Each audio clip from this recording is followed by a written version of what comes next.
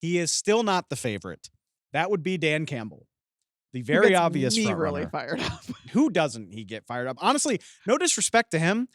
I don't think we need to spend a lot of time on Dan. I know, because he's the favorite for It's so many people. It's the including most remarkable turnaround story maybe in NFL history. Like, Yeah. we've rehashed it so many times. 3-13-1 to 9-8 with no playoffs to 12-5, narrow NFC title game loss.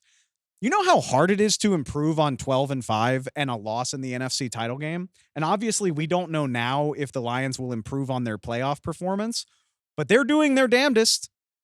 12-1. They are one win away from the best win total in their franchise's history. They've never won more than 12. They've still got another month to improve on this. Yes, and they are playing teams that they've already beaten. Because they are playing, they have a couple more division games left. 32.1 points per game this season, though. That's really hard to keep up with. That leads the league, in case you were curious. But in the ways that you talked about Nick Sirianni being the CEO head coach and really only being able to claim who he's hired, Dan Campbell, you could say that about him because his first offensive coordinator doesn't work out. Ben Johnson is already on his coaching staff. He elevates him from tight ends coach to offensive coordinator. Look what happens. That type of identification, it's not just plucking someone that already has a track record in the way that Sirianni did. It's taking a chance on your guy because you believe in him and you've seen him. Ben Johnson is Dan Campbell's guy. It's why Ben Johnson decided to not jump ship last year and go, despite so much head coaching interest. It's why I'm not even convinced he's going to do it again this year, especially if the Lions don't win a Super Bowl. There's an unfinished business aspect to this, and Dan Campbell has gotten the buy-in from day one, despite the fact that his first season there, it was same old Lions again, 3-13-1.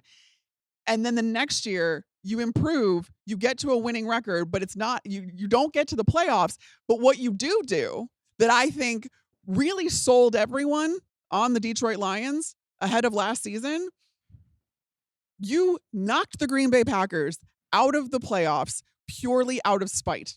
You went up to Lambeau. I was at that game. Still such a fun moment.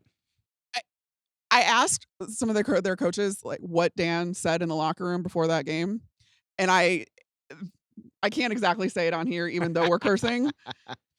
But basically, the message was 3 words: F shit up. I like how you blanked one, but not the other. The F word is it's another level. It's a hard line to cross. It's another level. I can't say the F word on this good and wholesome show. The buy-in to go out there when you have nothing left to play for. The Lions were eliminated from playoff contention. The Packers needed to win that game to get in, and just say to your team, we're going to F their shit up. And then you go out and do it. And then you go and you have this season last year. And then you have this year where you had a target on your back. You were 1/2 away from the Super Bowl last year. You have a target on your back this year. And yet you are not only winning, but you are playing with your food. And you have these guys ready to go so much, no matter who is available in the lineup. We saw it in this last game against the Green Bay Packers. Half of the Lions' starting defense was out, and a couple more went down during the game. You didn't have your left tackle in Taylor Decker. Who goes out there but Dan Skipper, the infamous reporting eligible guy. And he gives his all in a situation that he is not used to being in. And then you see afterwards when Dan is given the locker room speech, he goes, "There you go, Skip. Keep doing what you're doing whatever you're doing over there." And Dan Skipper is leaning over a trash can, puking his guts out because he's got nothing left. That is the kind of thing that these guys, like Dan Campbell, elicits out of his players. They give him everything they have and then some because they believe in this guy so much. The entire city of Detroit believes in this guy so much. They are on the cusp of reaching the first Super Bowl in franchise history, and it could not be with a better coach or because of a better coach. I can't say enough about how fun they are on the field, how fun they are off the field. Has there ever been a more likable team, a more likable guy? I get if you're a fan of one of the division teams that, you're tired of hearing about this, but you cannot deny that this is just the best story in the NFL right now. Can I get nerdy with it for a second? Of course. The Dan Campbell Detroit Lions remind me of the Lord of the Rings film trilogy. Oh my God, I did not realize we were going that nerdy. They remind me of the Lord of the Rings film trilogy Jesus. for one specific reason. You might be familiar. Nerd. One of the greatest, highest grossing movie trilogies of all time. First one comes out, Fellowship of the Ring comes out in 2001. Well received, makes all this money, gets nominated. I think it got nominated for 13 Academy Awards. It won 4. Okay, that's cool. Like, shouldn't it have won Best Picture? It was up for Best Picture. Why didn't it win? Second one comes out. It's nominated for 6. It wins 2. Still, like, what was better than this? It didn't win Best Picture. Surely, eventually, they're going to get recognized for this, right? Third movie comes out. It's nominated for 11 Oscars, and it wins all of them. Every single one. They waited until the last year to give all of the awards to Return of the King. And it's kind of like a lifetime achievement award, right? Like, okay, we're giving an award for all 3 of these movies instead of on an individual basis.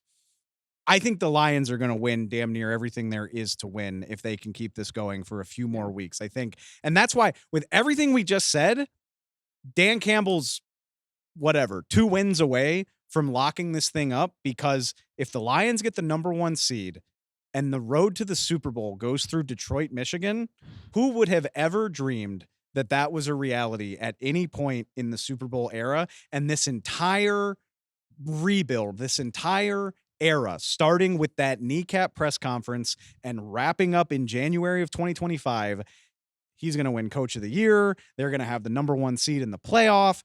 God knows how many All-Pros they're going to have. They're going to stockpile awards, and it's all going to reflect just how successful this era has been.